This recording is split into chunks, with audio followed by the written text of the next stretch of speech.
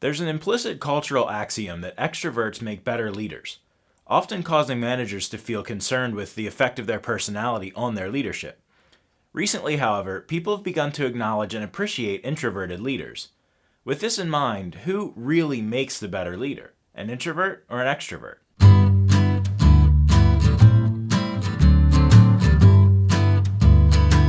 Any personality type, introvert, extrovert, ambivert, or any other vert on the continuum, can be a capable and effective leader. Leadership success does not depend on one's personality, but your personality does have a lot to do with your leadership approach. Both introverts and extroverts have unique advantages and disadvantages. Knowing these unique traits of responding appropriately will position you for leadership success. It's important to keep in mind that one's introversion or extroversion is not an all-or-nothing affair. Individuals fall somewhere on a continuum of introversion or extroversion. Because these are scaled and fluid traits, it's impossible to know just how many people are introverted versus extroverted in the population. Most researchers concur that there are more extroverts in the population than introverts. Anywhere from 50 to 75% of the population is probably more on the extroverted side of the scale. A quick way to take a guess at whether you're an introvert or an extrovert is to ask yourself this simple question. Do I gain energy from being around people, or do these kinds of interactions drain me? Extroverts are energized when they're around people. An evening of socializing recharges them. Introverts, on the other hand, may feel the need to spend some time alone after an event. Introverts gain their energy from being by themselves. Obviously, extroversion or introversion isn't an issue of better or worse. Different personality types have varying strengths depending on the situation. The important thing is to be aware of your personality type so that you can respond to the strengths and weaknesses based on your personal situation. Understanding your personal leadership style allows you to become a better leader. The principle is this. When you understand where you fall on the introversion-extroversion continuum, you're better able to improve as a leader. Now, be aware that we're painting with pretty broad brushstrokes here. Introversion and extroversion are highly nuanced qualities, changing constantly based on context and individuals. When I say extroverts are this or that and introverts act this way or that way, keep in mind that it may not always be the case. There are plenty of ifs, ands, or buts that surround each claim. You're comfortable in social situations. Extroverts don't have a problem jumping into a group of people and making immediate connections, and even friendships. This serves as a powerful asset in work situations, especially if the job requires meeting new clients or customers on a regular basis. You tend to make decisions quickly. Rapid decision-making is necessary in many business situations. Most extroverts find it relatively easy to make such decisions with little delay. In fact, it can bother them when decisions aren't made quickly. You have the inherent advantage of being viewed as an effective leader by virtue of your personality. Basically, in the culture at large, people assume that extroverts are better leaders. It's a social bias, and there's nothing inherently wrong with this perception insofar as it's true. The fact is, however, one's leadership ability is not dependent upon there being an introvert or an extrovert. You can use passion and personality as a leadership tool. What resources do you draw on as a leader?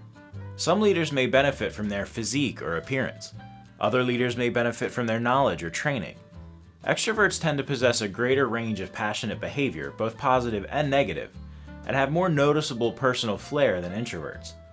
These traits allow them to have a high degree of recognition and presence in a workplace.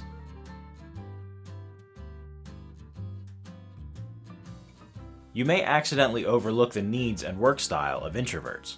Introverts and extroverts have widely varying social needs. Since extroverts tend to gain energy from being around people, they may be more likely to call more meetings, ask for more huddles, get into more lively discussions, and encourage more brainstorming sessions. This kind of activity can wear out an introvert. Instead of getting an energy buzz or a creative inspiration from a brainstorming session, they might simply close up and tune out. Introverts gain their energy from quiet reflection, small group meetings, or time spent alone.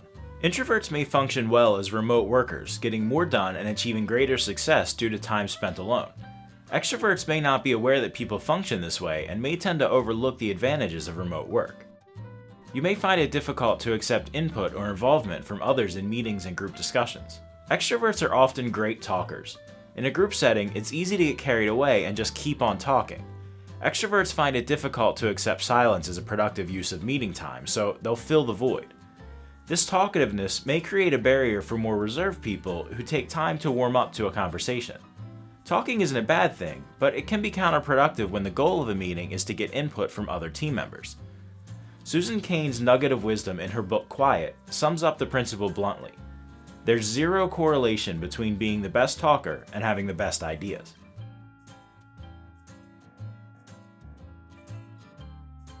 You're more likely to listen to and respond to feedback from team members. Introverts tend to listen better than extroverts. This penchant for listening makes them more approachable. When they hear good suggestions and feedback, they're also more likely to respond to it, making the appropriate changes. Team members are more likely to form strong loyalties to you. Introverts aren't social isolates. Rather, they're selective in whom they allow into their circle of trust. In a work situation, introvert leaders create strong social connections with their employees. This plays to their advantage when they assign tasks or ask team members to rise to challenges. You're able to get a lot of actual work done. While extroverts may be highly productive from a social perspective, they might find it difficult to shut the door, put their head down, and get to work. For introverts, however, silent stretches of solo work come as a welcome relief and are even a source of energy. Introverts have a higher tendency to concentrate for longer periods and solve problems with greater determination. You're better able to get a pulse on the social temperature of a team. Introverts are socially sensitive, meaning that they can identify and gauge what's going on with the mood and attitude of people around them. They're more likely to pick up on nonverbal language and other cues in their team members. This social awareness gives them a greater level of insight and may even allow them to serve as an arbitrator between team members who are having a conflict.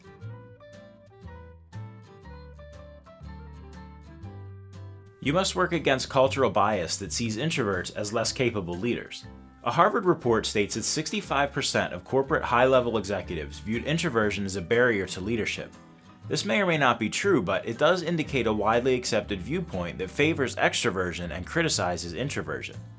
Gratefully, this cultural bias against introverts seems like it's being countered.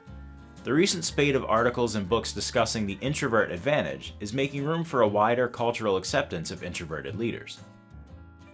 You may be tired after a single meeting. Introverts are drained by social situations. Even something as commonplace as a 1-hour meeting can flatten them.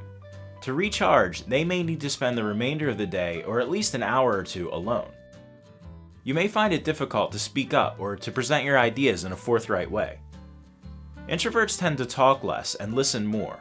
Often this is an advantage. In some cases, however, a leader is called upon to do more speaking. Introverts may find this difficult to do, especially if they're socially worn out or haven't had the time to give thought to what they want to say. There's no right way to be a leader. Your unique qualities as an introvert or extrovert do not render you more or less likely to be a good leader. What does matter is how you respond to your personality type. Playing to your strengths and responding to your weaknesses, regardless of your personality type, will help you become a better leader. If you enjoyed this video, don't forget to hit that thumbs up button and subscribe to our channel. Thanks for watching. We'll see you next time.